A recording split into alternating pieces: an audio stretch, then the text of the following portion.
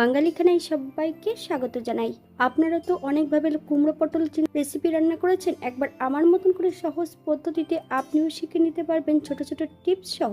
তবে আজকে আমি এখানে কিভাবে চিংড়ি মাছ দিয়ে কুমড়ো পটল রান্না করলাম, চলুন সেটা একবার দেখে নেওয়া যাক ভিডিওর মাধ্যমে। আশা করছি আজকের ভিডিওটি ভালো লাগবে। সকল বন্ধুদের কাছে অনুরোধ করছি সম্পূর্ণ দেখার।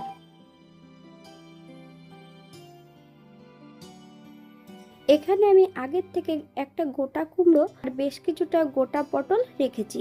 কুমড়োটাকে কেটে 4 ভাগের 1 ভাগ আমি নিয়ে নেব।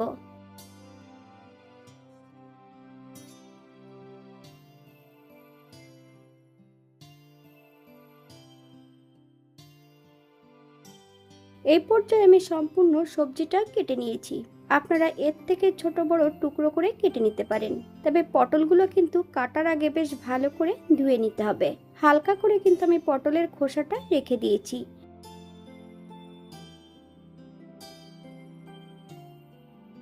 এই পর্যায়ে আমি একটা কড়াইতে বেশ কিছুটা সর্ষের তেল অ্যাড করব।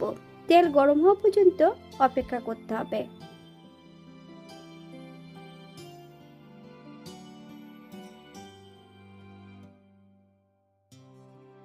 বেশ কিছুটা হলুদ গুঁড়ো দিয়ে এখানে আমি পটলগুলো প্রথমে ভেজে নেব।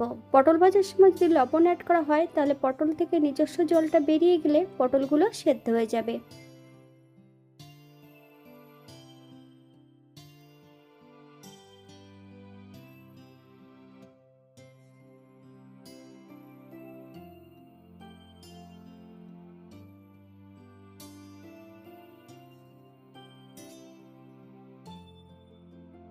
বাঙালি রান্না ঘরোয়া উপকরণ দিয়ে। আপনাদের যদি রান্নাগুলো পছন্দ হয় তাহলে চ্যানেলটি সাবস্ক্রাইব করে দিয়ে পাশে থাকবেন।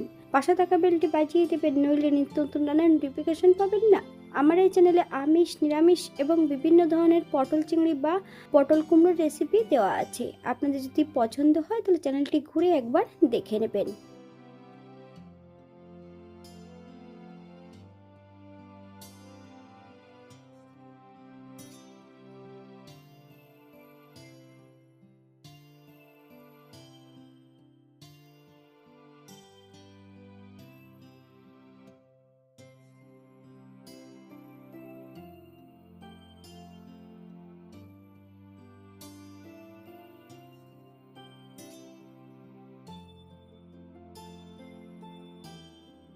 গ্যাসের ফ্লেমটা হাইতে রেখে পটলগুলো ভেজে নিয়েছি। এই পর্যায়ে তেল থেকে সম্পূর্ণ পটলগুলো তুলে নেব। আপনারা এর থেকে কম বেশি ভেজে নিতে পারেন।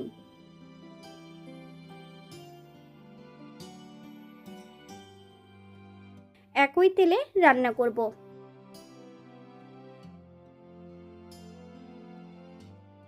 ফোড়নে রেখেছি পাঁচফোড়ন। ফোড়ন থেকে সুগন্ধ বেরোলে একটা শুকনো লঙ্কা, একটা তেজপাতা অ্যাড করব।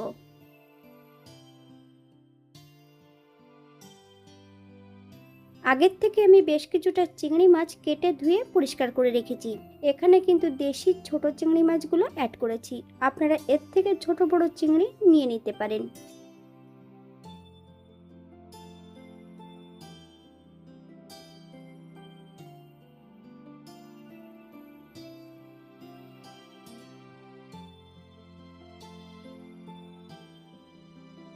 বেশ কিছুটা বাটা মশলা অ্যাড করব। 2 চামচ আদা বাটা, 1 চামচ জিরে বাটা, 1 চামচ ধনে বাটা। একত্রে করে সম্পূর্ণ বাটা মশলাটা অ্যাড করে দেব। বেশ কয়েকটা কাঁচা লঙ্কা ফালি দিয়ে অ্যাড করেছি। 1/2 চামচ হলুদের গুঁড়ো,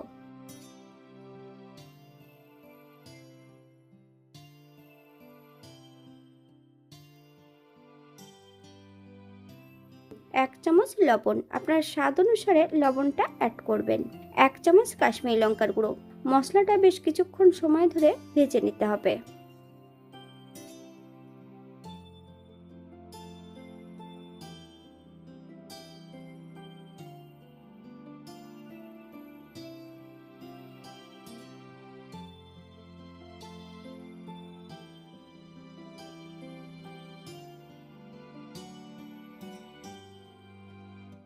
এই পর্যায়ে অ্যাড করে দেবো সম্পূর্ণ কেটে রাখা কুমড়োর টুকরো।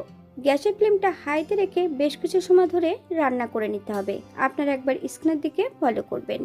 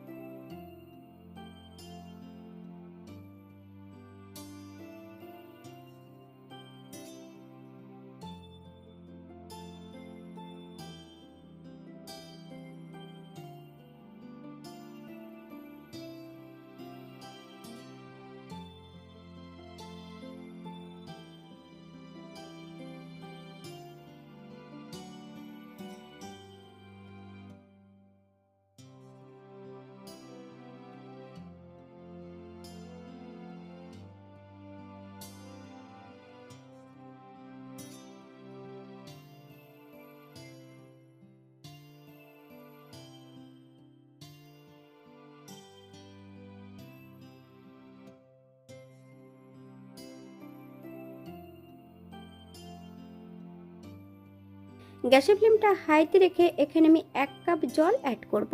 আপনাদের যতটা গ্রেভির প্রয়োজন আপনারা ততটা জল অ্যাড করতে পারেন।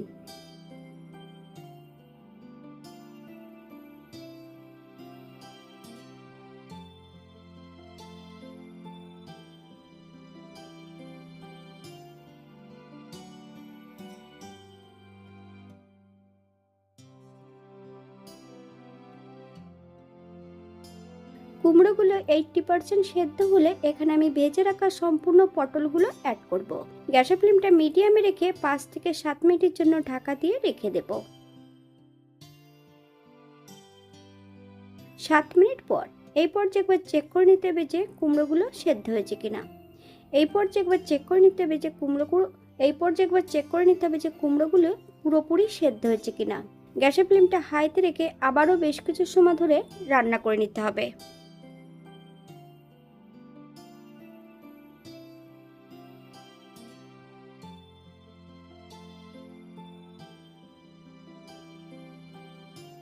এখানে আমি স্বাদের জন্য 1 চামচ চিনি অ্যাড করেছি। আপনারা যদি পছন্দ করেন তাহলে পরিমাণে বাড়িয়ে দিতে পারেন। তবে চিনি অ্যাড করার পর গ্যাসের ফ্লেমটা হাইতে রেখে বেশ কিছু সময় ধরে রান্না করে নিতে হবে।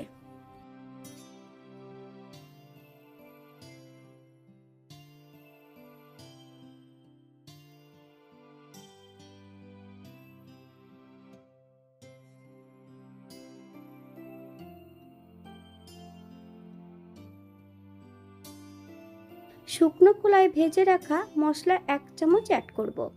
জিরে, ধনে, মৌরি শুকনো কলায় নেড়ে নিয়েছি। সেখান থেকে আমি 1 চামচ ভাজা মশলা অ্যাড করেছি।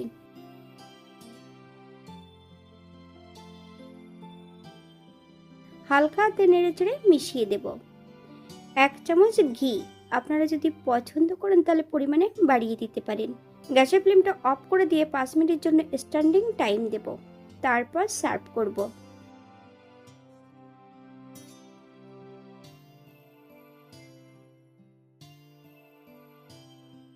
এটা দেখতে যেমন ভারী সুন্দর হয়েছিল, এটা গরম ভাতে খেতে কিন্তু অসম্ভব ভালো হয়েছিল।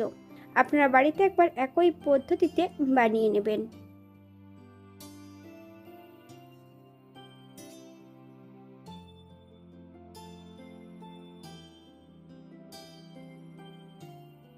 এখানে যে আমি উপকরণগুলো অ্যাড করেছি আপনারা এর থেকে কম বেশি করে নিতে পারেন। আপনারা যদি পেঁয়াজ রসুন বা অন্যান্য মশলা যদি পছন্দ করলে অ্যাড করতে পারেন।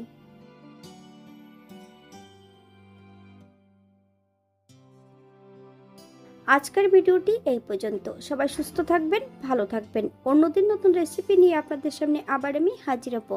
নতুন ও পুরনো সকল বন্ধুদের অসংখ্য ধন্যবাদ ভিডিওটি দেখার জন্য। হাতে যদি সময় থাকে তাহলে একটা লাইক, কমেন্ট, শেয়ার করবেন।